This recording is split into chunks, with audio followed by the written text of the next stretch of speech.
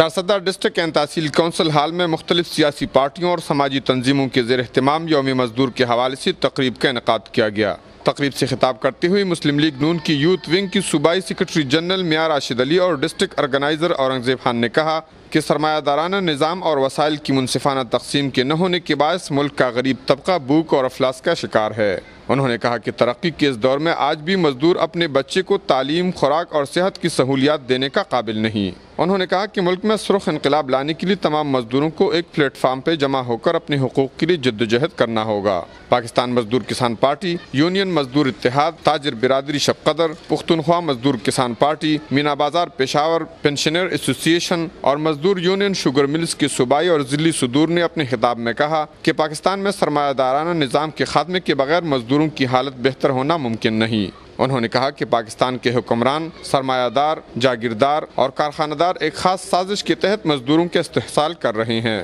وسائل کی منصفانہ تقسیم نہ ہونے سے امیر امیر تر اور غریب غریب تر ہوتا جا رہا ہے۔ انہوں نے مطالبہ کیا کہ پاکستان میں وسائل کی منصفانہ تقسیم کے ذریعے مزدوروں کو ان کا جائز حق دیا جائے اور مہنگائی کے تناسب سے تنخواہوں میں اضافہ کیا جائے۔